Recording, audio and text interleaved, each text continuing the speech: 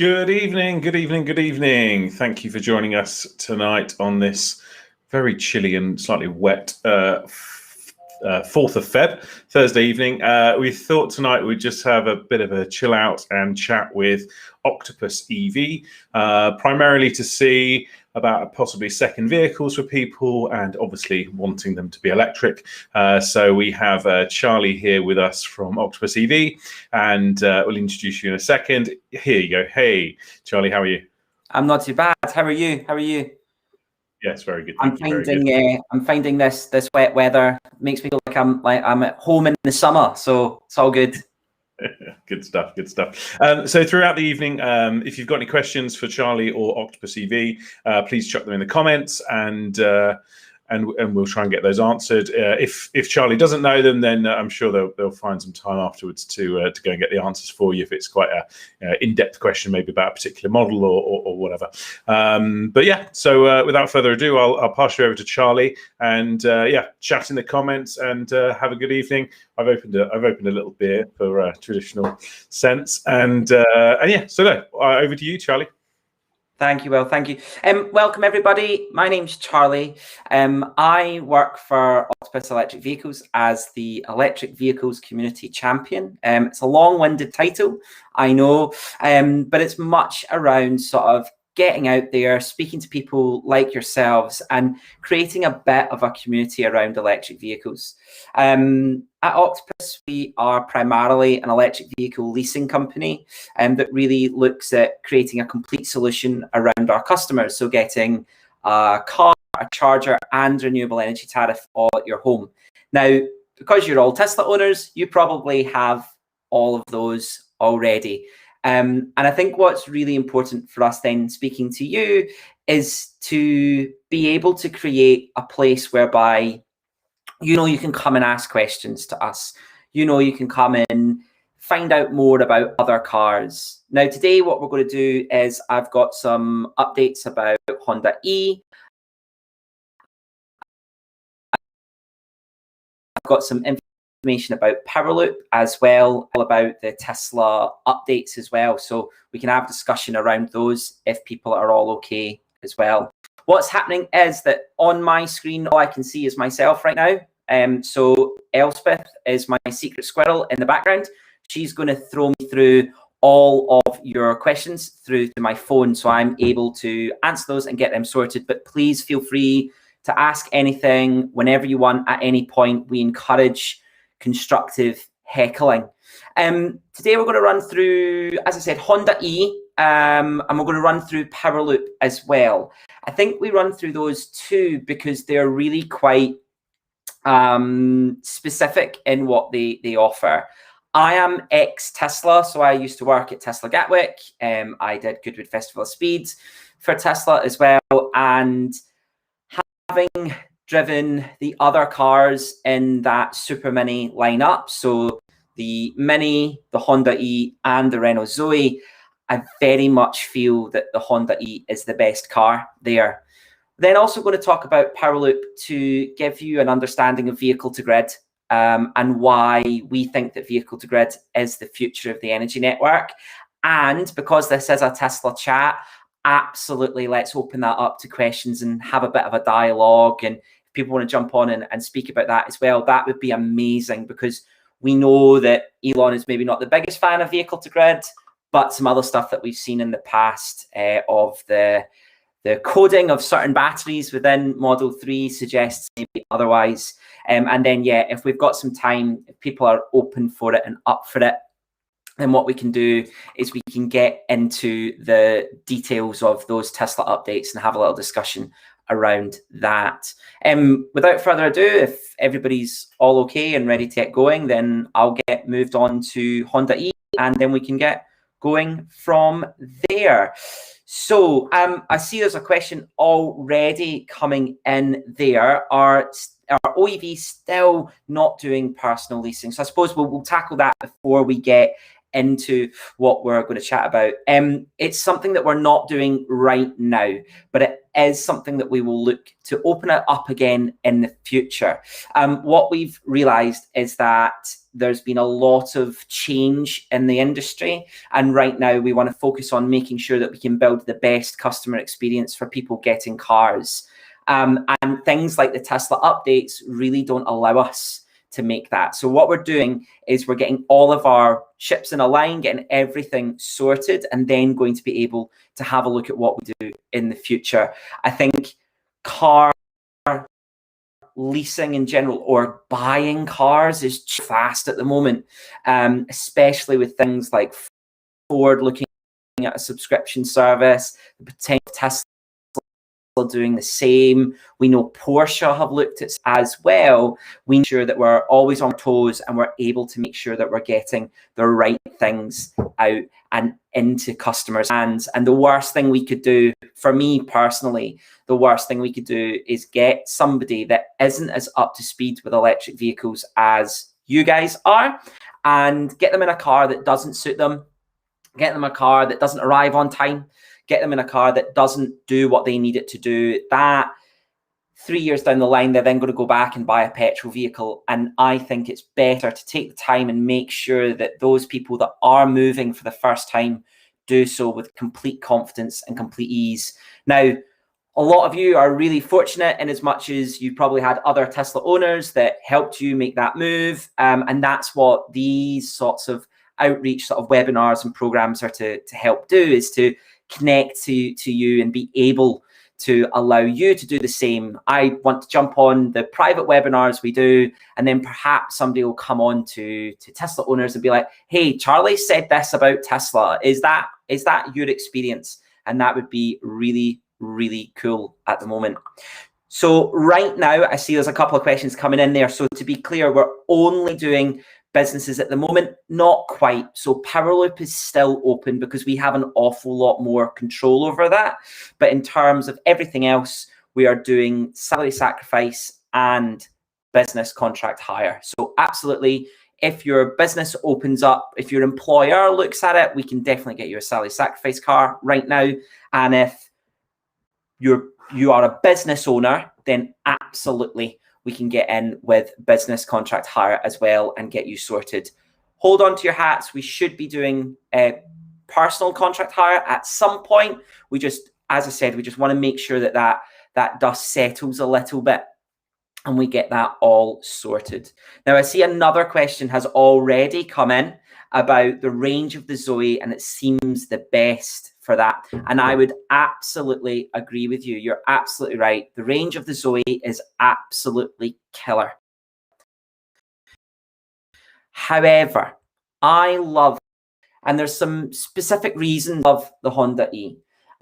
For those of you that don't know, if you've heard of Kai Class is a type of type of Japanese sub car that was built sort of from the 60s through to 2000s.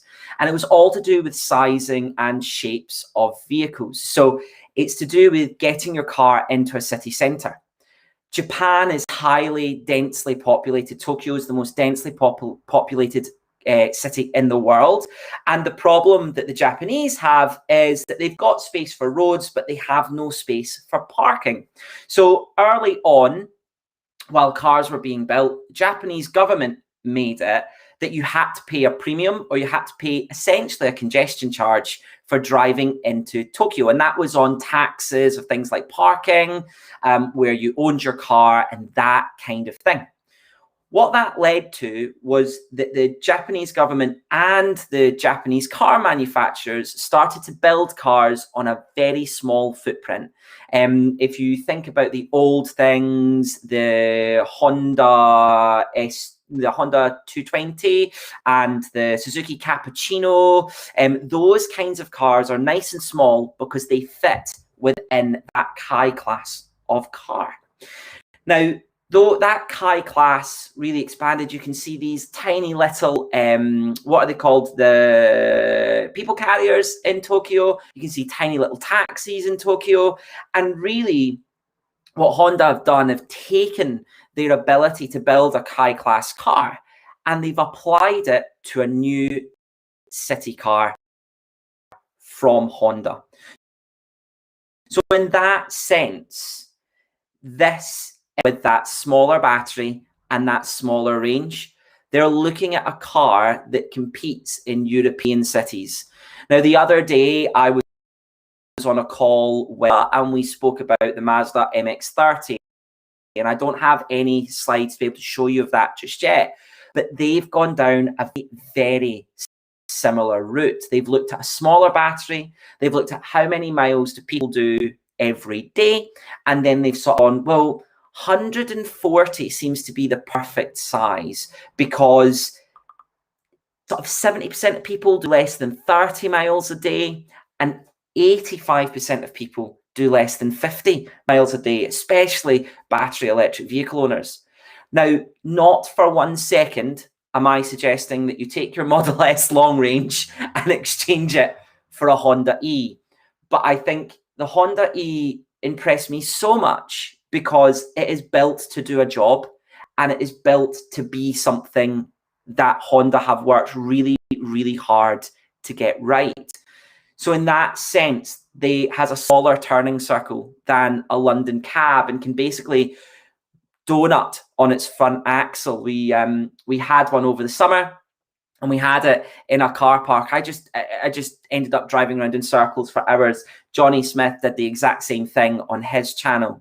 And when you look to the interior of the Honda E as well, you can see that Honda have stepped very much away from that premium type R or that sporting feel and have really moved to what they are terming a lounge concept.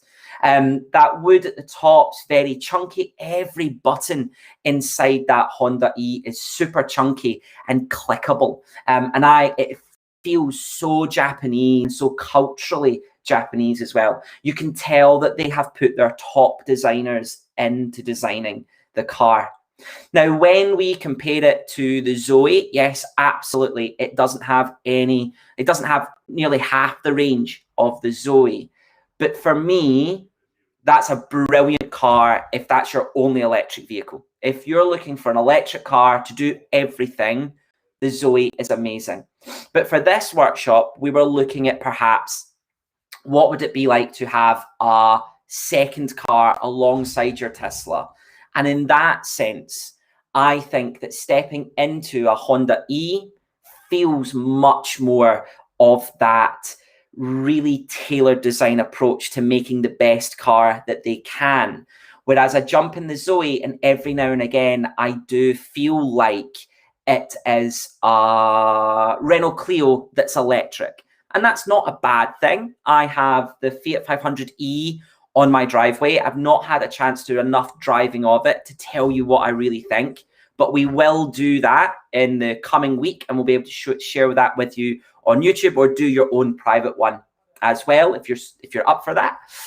But that car is, again, in the 5 minutes drive I took it off of the trailer and round to my garage. Again, it feels very like a 500 that's electric, which is brilliant. But if you have electric, you have to look at a different way, I think, of building a car. And that's where Honda have done this ground up idea of building a car. So it has a 35 kilowatt hour battery. It's not that great on range, but in terms of all the other things that it does, it's brilliant. I really like to think of it as solving a problem. Honda have set out to build the best city car they could. It just happens to be electric. Or another way of looking at it, if we could build the best electric car we could, what would that be? And there doesn't seem to be any compromises there. Now, totally and utterly understand the range side of things. It's not got the same range as the Renault Zoe. But again, I would hark back to that idea of the Renault Zoe being a much more all-rounder, and therefore it does feel like you've got a little bit more of an all-rounder sort of feel to it as well.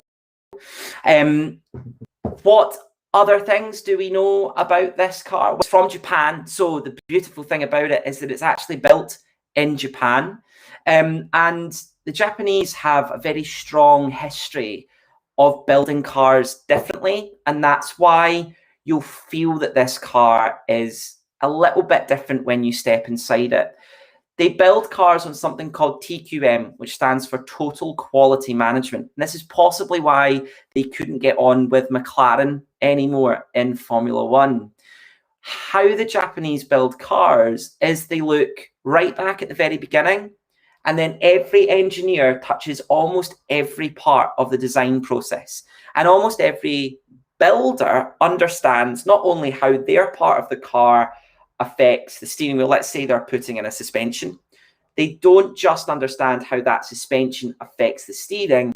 They also have to think about how that steering affects the car, and how that steering impacts the throttle, and how that throttle impacts they think of everything, which is why it's called total quality management. So the other thing you'll notice when you get in the Honda E is that a lot of the buttons feel over-engineered, and they feel really chunky as well. There are two models, and the upper model allows you to have a 230-volt AC plug down the bottom. Now you can see that in the picture here, and below it as well you can have an HDMI port. So if you want to take your new PlayStation 5 into your car and compete with the new Model S and X, you absolutely can in the Honda E. Now I'm just going to have a quick check and see if there's any questions that have come in here. Fantastic. There's some other stuff coming in here about some other things. Amazing. So I've got to sort for about 10 minutes. Seems very premium. It absolutely is. It's very much a move away from perhaps a much cheaper mass market product and much more of a premium city car. I wouldn't look at it as other than, I don't want to say a little Tesla because I think it upsets Tesla. I don't want to compare it in that respect, but I don't see any other car right now that you get in and it feels quite as nice to drive as this, or it feels like there's as much character. Now, other little things that you can see is that the two screens at either side of our picture here are actually the rear view mirrors. And if any of you have driven the Audi e-tron, you know how disconcerting the Audi e-tron cameras are, because they're down sort of in the door pocket and you're kind of looking down away from the car. What Honda have done is put them in basically the position the wing mirror be, which is really nice, with the blind spot warning just underneath that screen. Sometimes do I feel that that's a little bit of I think that's a wrong thing to do, because if I remember, the first time I ever experienced blind spot warning was in a Tesla, and it beeped in my right rear corner, which really made me realize where things were. And your mirror, you're probably thinking about it. So therefore, to have the blind warning in your mirror, I think is quite an interest, you should be already thinking about it. Where they have really come for is in that high class design. So within the high class regulations in terms of sizing, but the internal size of the car does not match its external. It feels so much roomier than the outside. Now, one way they have done that is if you look at those little nodules there, which is where the mirrors should be, those cameras that you use as your mirrors. And actually, what's so incredible is that they are not the widest part.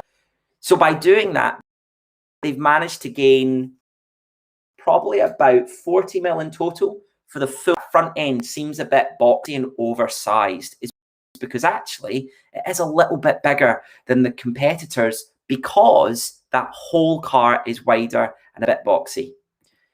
The other thing to point out about the Honda E is that it's rear wheel drive. So actually it's a lot of fun to drive. It is in diff, so you're not going to be able to do drifting in the car park, which is a Japanese pastime, but it is a fantastic little car. One thing about it being built in Japan is the idea of vehicle to grid. Vehicle to grid is very close to our heart at Octopus. We think it's potentially how we're going to build the energy network of the future. And another car that we have, or another solution that we have, let's say, is Powerloop. Now, we can have a chat about Powerloop, and I'd love to see the discussion, because I think it's such an interesting thing to bring up with Tesla owners. But before we move away from the Honda E, the other thing that Honda E is that it also does vehicle to grid. Now, there's not a charger out there that allows us to do it yet. And there's not other provisions with CCS. But because the car was built in Japan, it is a legal requirement that that car has to be able to do vehicle grid. Vehicle to grid was developed off the back of the Fukushima disaster. So if you remember, that was an earthquake followed by a tsunami, followed by a nuclear reactor problem. And a lot of Japan suffered quite greatly because of it. But what the Japanese government and Nissan primarily realized very quickly after that they weren't able to transport fossil fuels backwards and forwards across Japan because bridges and tunnels were shut. And what they then realized was that they had Leafs that were delivering aid to places, prototype Leafs that were developing to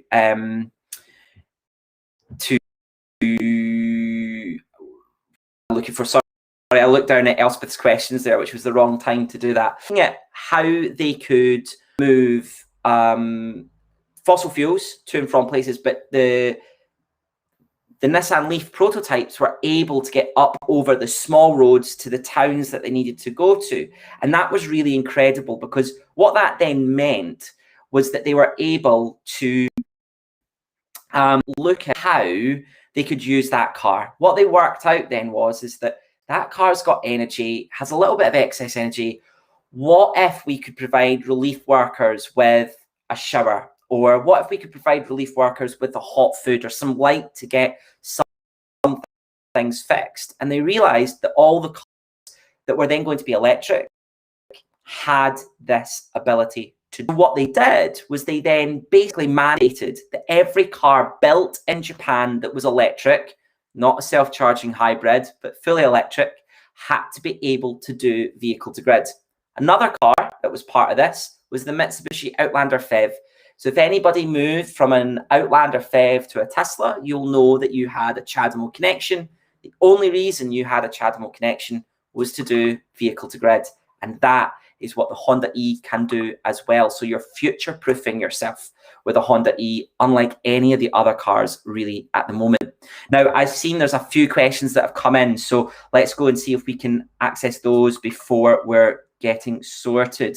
I'm getting some things from Elspeth saying that my sound isn't too great.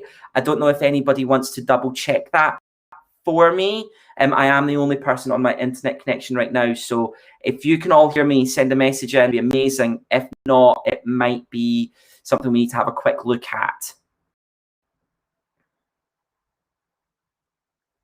This is the awkward time where I have to wait for Elspeth to message me, which is probably 3 seconds after you've... Elspeth here, I can hear you all right. Amazing. No worries at all. So some questions that are coming in, which is fantastic. Can you supply the ID3? How does it compare cost-wise to the Honda? Very good question. ID3 is a little bit more expensive than Honda E, except ID3 will go a lot further. I think ID3 bridges the gap between Honda E and Model 3. Okay, cool. So I'm seeing discussions here about what's going on about dropping in and out. So I'll continue and let's just see what happens. If there are any issues, please send a message and we can get sorted.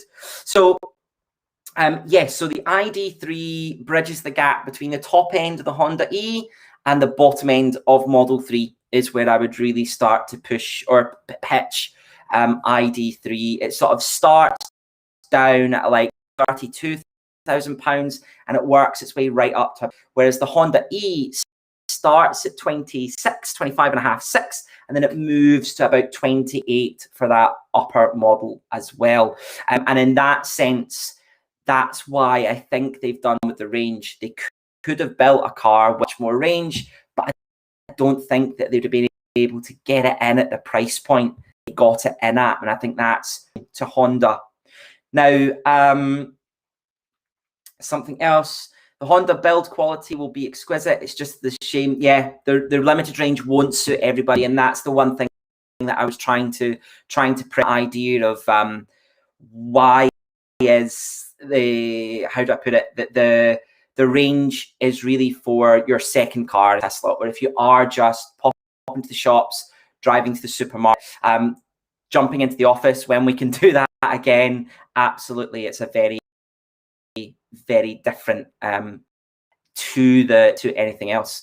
The other thing that you have as well is on the back there, you can see there's a paddle that will let you do regen, which I really loved playing with as I was driving. You had like 4 stages of regen, so you were coming over tops of hills and you could play about with it. It was really, really, really cool. So another question is, do you think the Honda E in 2021 or 2022 will have a large, I think we'll see something a little bit cooler first. I think we'll maybe something like a Type R. I know that's been muted a lot. Don't know or what it would look like or anything, but very much Honda are now moving to this sort of design. We know that they're looking for like a sports car that will look fairly similar. They launched that alongside what was termed the Urban E, which became the Honda E. So the Urban E is a prototype that became the Honda E. There's a lot of talk that that is going to be their next big sort of foray into electric. Is going to be the idea of that traditional Japanese long-nosed, short rear end electric car, which could be really, really, really cool. I think in the call with Mazda that I had, they were talking as well about moving away from being a really mass market volume producer to being a premium producer. And I think some right now with that Japanese build quality is so much that that they can make that move to being a little bit more expensive and feeling really lovely. And the thing about that new Mazda is it's a little bit bigger, a little bit taller than that Honda. So it'll be interesting to see how Europe receives those cars. The other weird thing about Honda E is that it's only a European car. So in Europe, if we're asking for more range, I think we'll get more range as time goes on. I think the Japanese would be very happy with the range that it's got and not really have a worry about it. And that's kind of where my with it. If there are other stuff, then that's absolutely fine. I've got a question here about Model X and still being able to. Do you still pay congestion charge? My understanding was that they won't need to be, but then from December, I see that's an answer there, that you need to pay congestion zone. You won't need to pay the ULEZ, and I think that's the bit that lots of people are getting scared about, is that ULEZ amount. One of my housemates, please forgive me, is not converted to electric just yet. Before we went down into this lockdown, she had to drive into central London. She has an old Audi A1, cost her £35. £7 or £10 of that was congestion charge, and the rest was ULEZ. And I think that's the bit that really scares people, is that ULEZ. If you're driving in central London, we can have a chat and see how that's going. I personally hate driving in central London. I love driving, but if you have to drive in and out, I know that's a different kettle of fish for you there as well. What a very good question. What is the supply like for Honda? Is this not just a compliance vehicle? Absolutely. You could think that it's a European Union, but the beautiful thing now about European Union compliance laws is that you need to actually sell those cars to be able to get your average grams per kilometer down. So for those of you that maybe don't know why we're seeing so many more electric vehicles on the road, is that the new European law that came into, which is just about the time that Porsche released the Taycan properly, that Kia managed to find a whole load of e-Niros, and Hyundai managed to find a whole load of Konas that are just washed up somewhere in Finland, in Norway. What they do is that now the European Union doesn't just target you on the cars that you have and how much CO2 they produce, but look at your entire fleet. So they look at your entire fleet and work out your grams per kilometer on average. And if you're above 125 or 135, depending on the kind of cars you make, you will get fined for every gram that you're above that, across the whole entire model lineup. Hence the reason Porsche are pushing the Taycan so hard. I'm not here to tell you to go out and buy a Taycan. That's not what I'm saying. What I'm saying is Porsche realize that if they want to keep building the 911 GT3 RS, a naturally aspirated, fuel-hungry, like 400 grams per kilometer car, for every GT3 RS they sell, they need to sell 3 Taycans to balance out that average CO2. And that's why that even if this is just a compliance car, Honda are selling them, and we are able to get a hold of them really quite quickly because of that. Honda also have stock cars on the ground with dealers as well. So when this is over, you are able to walk in and should be able to get a test drive at a Honda dealer.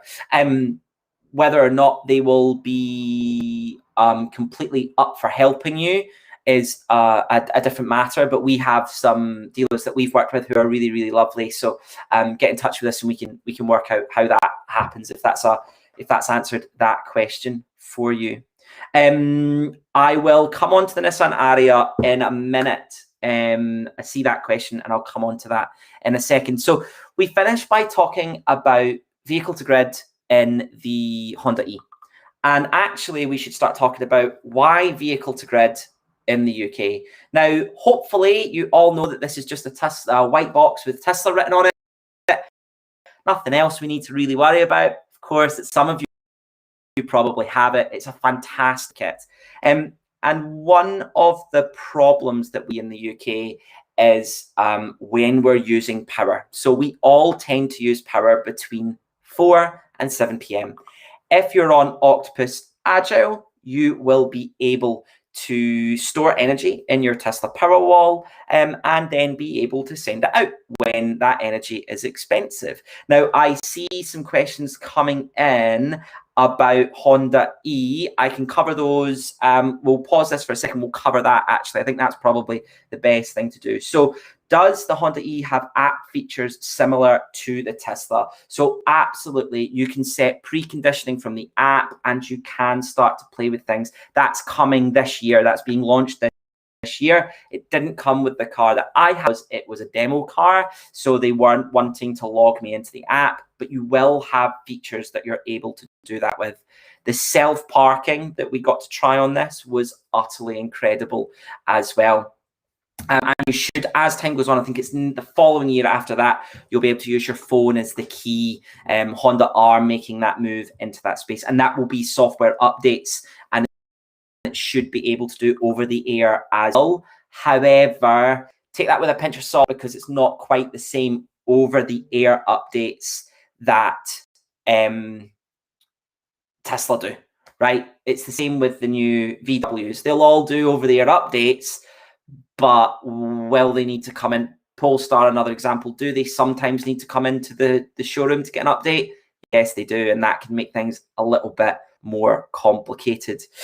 What I'll do is I'll run very quickly through vehicle to grid for about 6 or 7 minutes, take us to 1:45, and then open it up to any questions and let you speak through that. I'll run through Powerloop very briefly, but actually vehicle to grid as a solution is probably really quite clever. So something that we see is that peak period between 4 and 7 p.m. is really, really affecting the UK grid.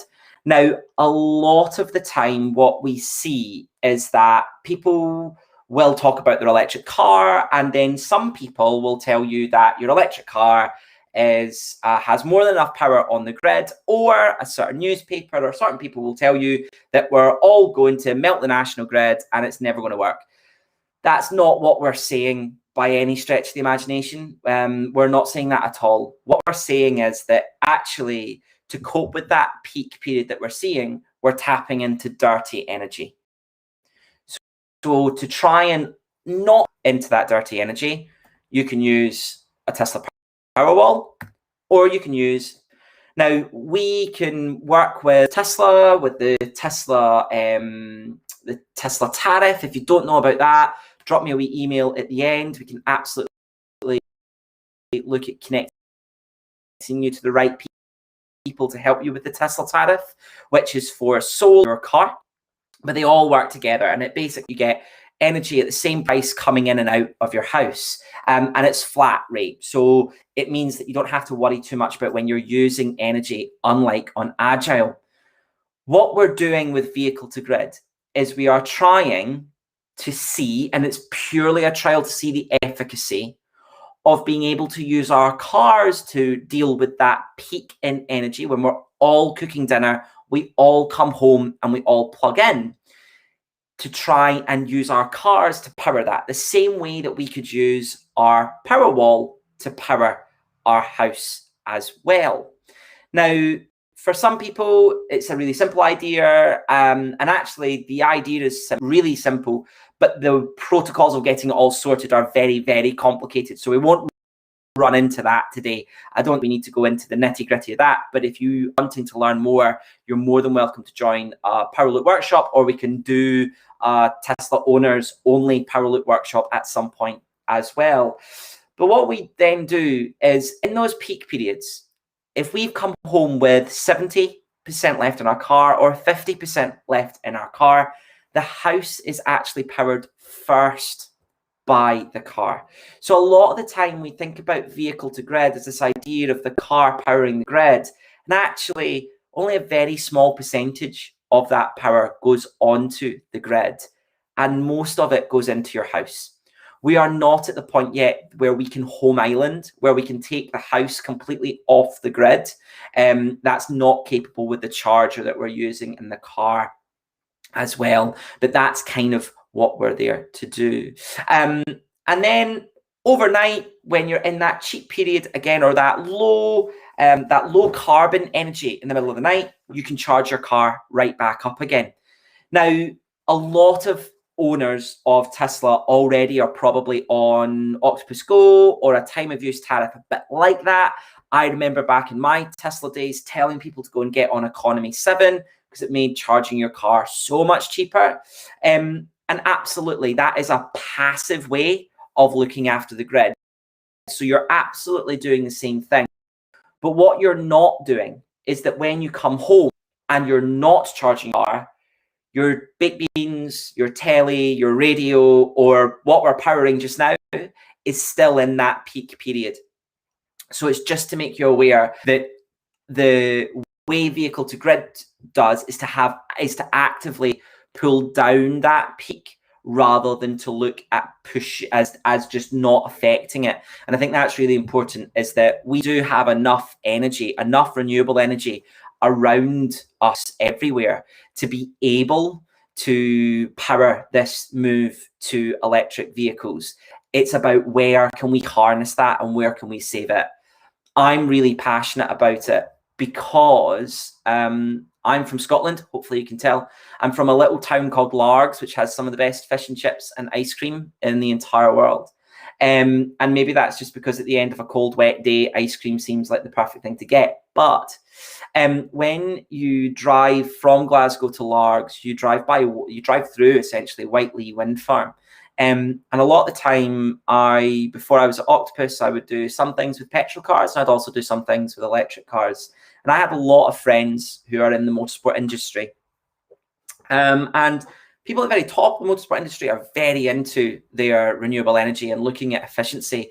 But some people that are maybe in the Scottish rally scene are not so keen. They see it as possibly the end of, I don't think it's true. I think an electric Tesla Model 3 rally car could be incredible.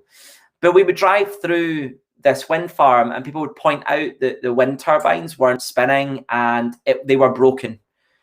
And it was actually that, no, like the national grid does not have enough people using energy when it was windy for them to warrant turning those wind turbines on. And therefore, if they were on, they'd have excess energy that they could do nothing with. So that's why they decided they would pay Scottish wind farms, the national grid will pay Scottish wind farms to slow down and not produce enough renewable energy, which in my book, or in my feeling, it feels really awkward and really wrong. For our power loop, for our option on power loop, our vehicle to grid, you get a brand new Nissan Leaf. Now, we won't go in and bore you with specific things about the Leaf. I think it is very much a second car. It's very much Valtteri Bottas, I call it, to Tesla. If you think of Tesla as being Lewis Hamilton, then the Nissan Leaf is the Valtteri Bottas of that world. If you don't know who Valtteri Bottas is, even my point, Valtteri Bottas is Lewis Hamilton's team. He's a really good driver. He's probably one of the fastest in the world, but he gets teamed with Lewis, and that makes it really tricky for him to outshine Lewis in any way, shape, or form. And I think the Nissan Leaf is similar in that respect. It's a very good car, but is it the world beater that Tesla is? Probably not. And in that, it's a brilliant A to B car. My dad would love a Nissan Leaf because he looks at a Tesla and thinks I'm driving too fast. And he looks at a Nissan Leaf and sees a normal car. And I think for him, that's where that comes along. But the really cool piece of tech that's on Power Loop is the Wallbox Quasar, which should be have its version in the next year or so. The Wallbox Quasar allows you to turn your car into essentially a power wall. And it's a fantastic piece of product. They have people that are ex-Tesla, ex-Apple, and ex-McLaren working at Wallbox. It's a fantastic piece of kit.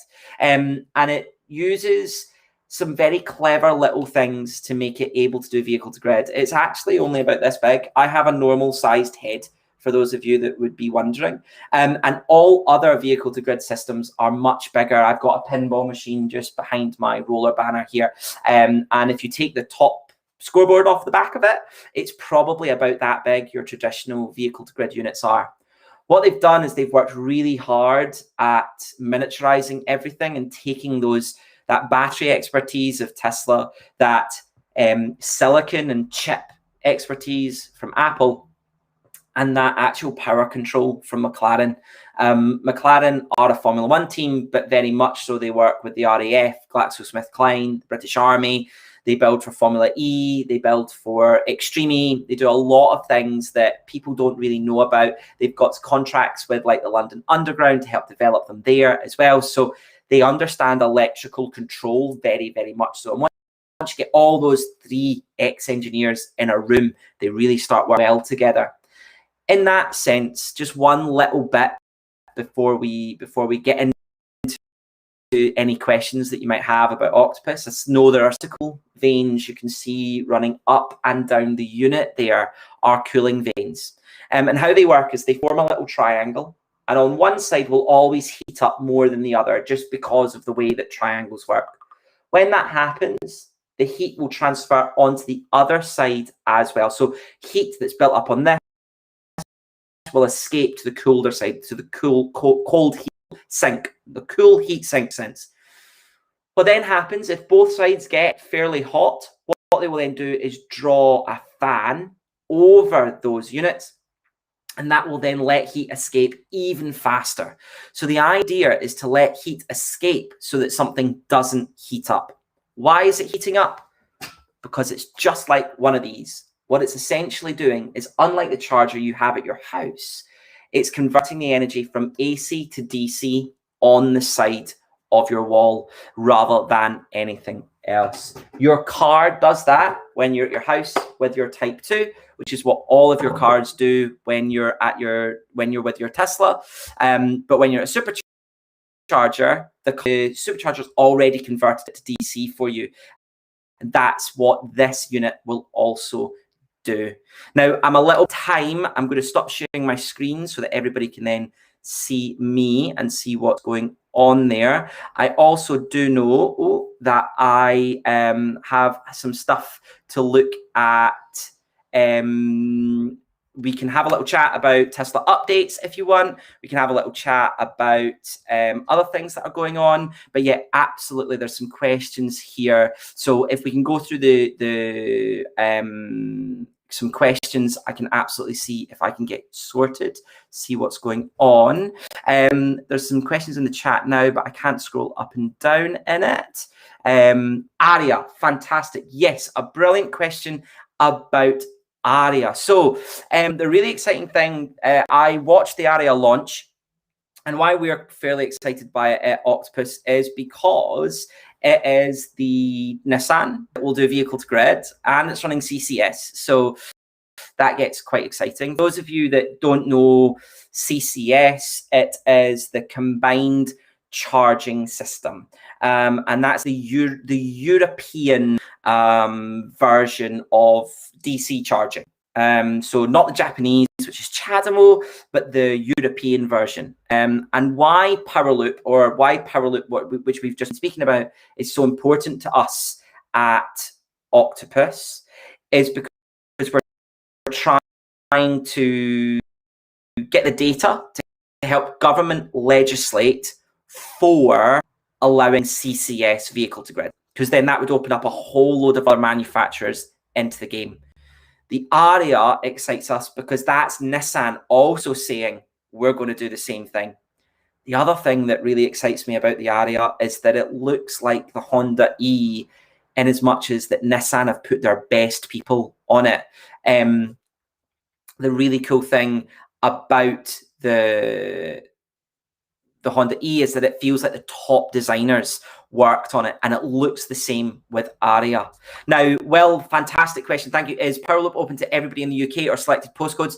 It is just in the UK PN area. So that's the southeast. I totally understand from my accent that I would be fairly not upset, but I understand why people think, oh, well, the southeast gets everything, but it's actually much more to do with working with UKPN than being in the southeast.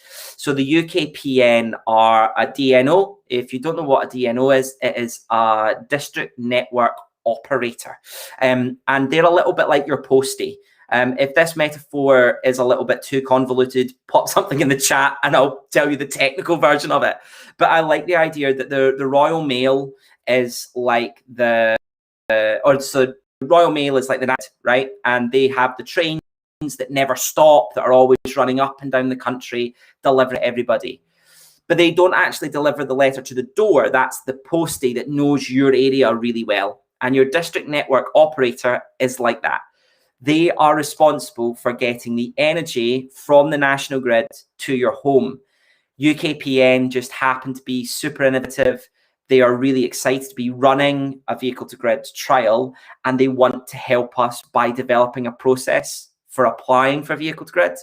Now, if you're not in the UKPN, there may be a trial in your area. There's one at Western Power, which you can jump onto. Can't quite remember the name of it, but I will get that over to everybody else at the end, and we should be able to do that.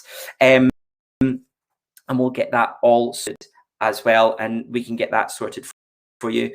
I see what other cars use grid. So we know for sure that the Nissan Leaf, the Honda E will use vehicle to grid, the Lucid Air with its Wunderbox. Now, I love the idea of the Lucid Air and the Wunderbox because not only will it do vehicle to grid, it will also do vehicle to vehicle.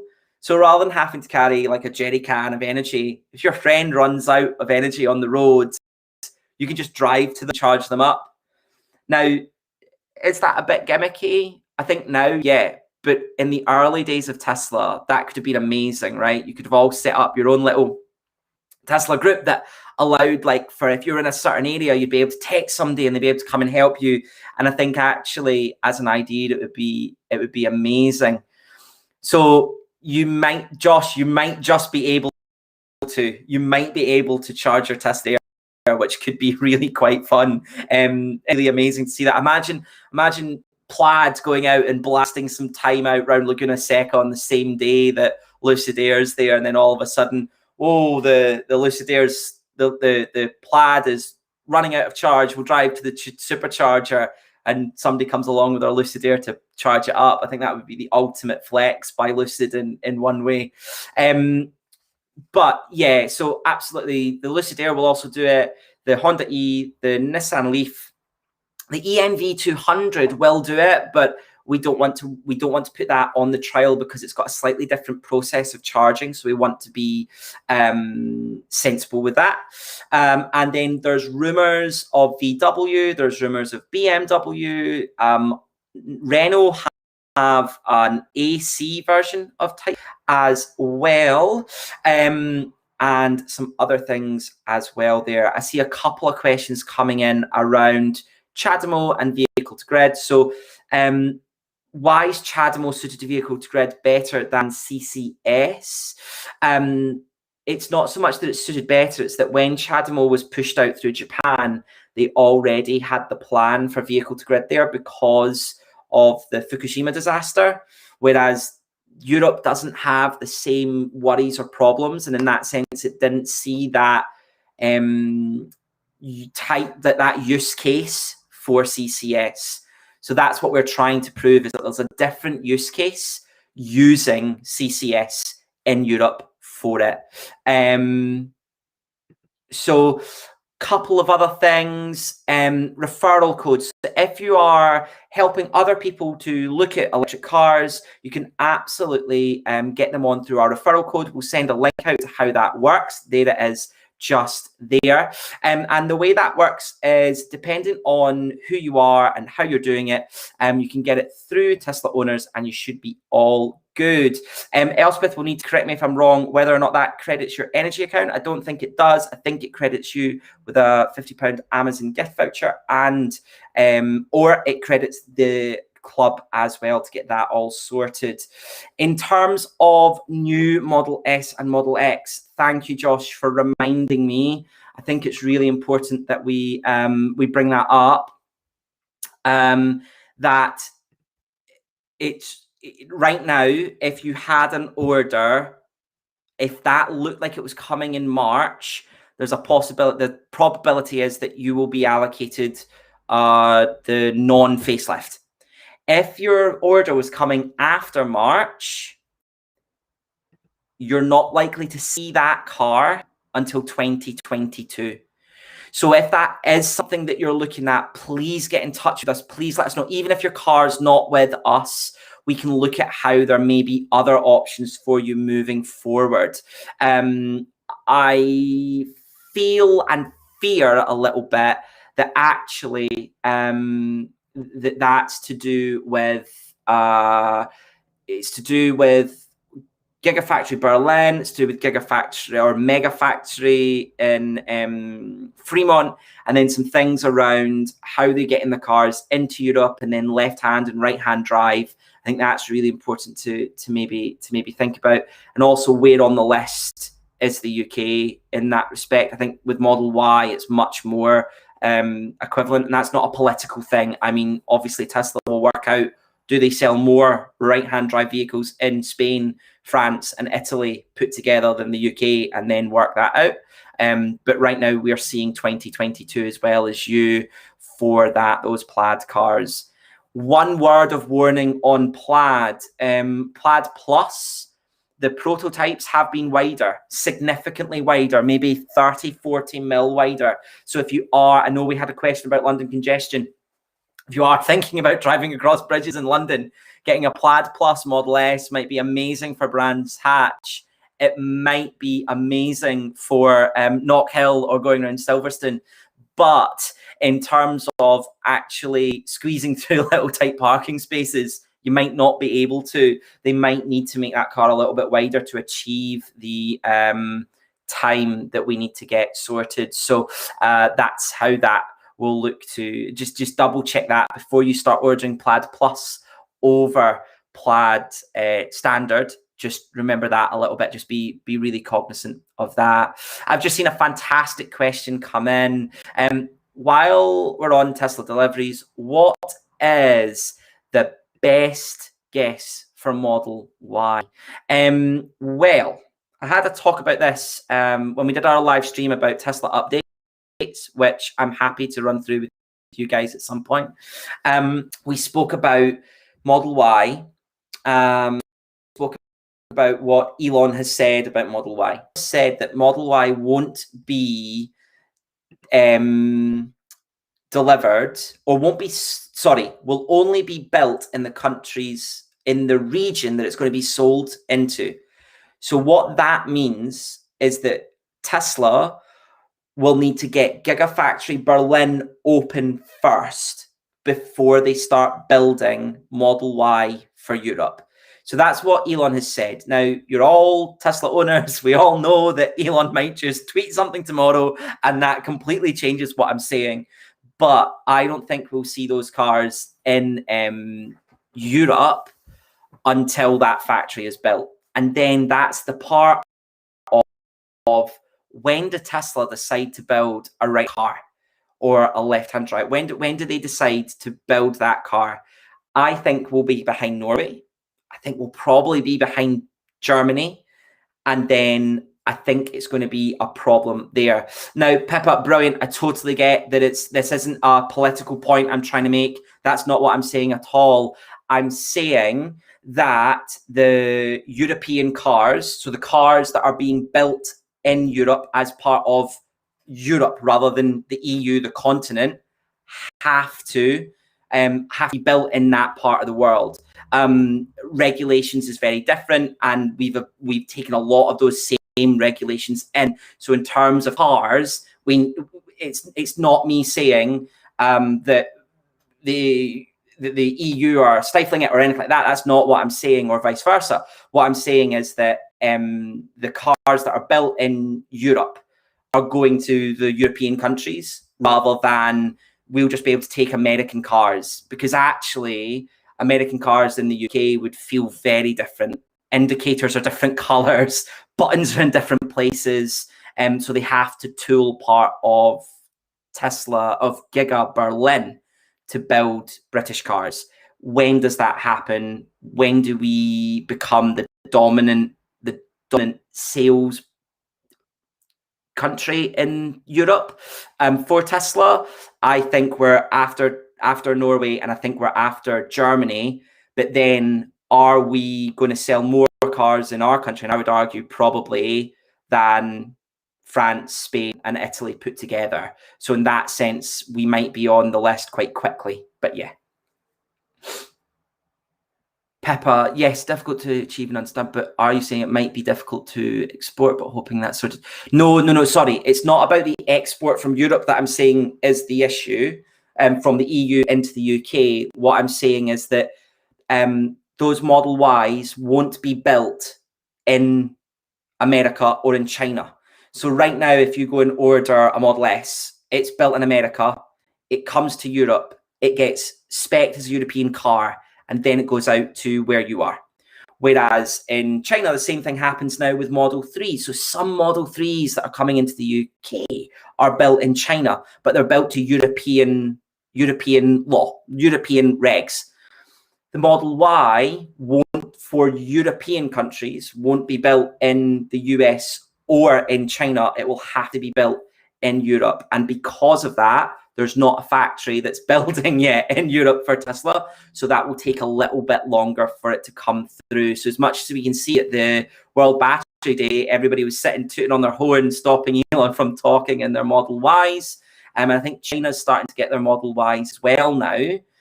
They're sold out until the middle of July. We won't see them until that Gigafactory in Berlin is built. And as soon as that Gigafactory is built, I think we will have a much better time frame. Elon released some photos and videos of that on Twitter yesterday or the day before. It's going up very quickly, despite all the snakes that are trying to stop it. But yeah, absolutely, totally get your concerns. But it's more to do with actually building a factory to build the cars, which is the number one issue that Tesla have is, can they build the things they need fast enough? And I don't mean for to stay afloat or to be an amazing car company or anything like that. I mean to keep up with demand. Demand just seems to be growing and growing and growing for them. Awesome. Well, thank you, everybody. Thank you for joining ever so much. Glad that we managed to catch up and have a chat. We did one of these a wee while ago, and then we've done another one, which is fantastic. Thank you so much for joining. Thank you for all your questions. I think they've been really good. So yeah, it's fantastic to have you join. Of course, you've seen the Tesla referral things happen down here. I just realized I'm not mirrored, so they're down here somewhere.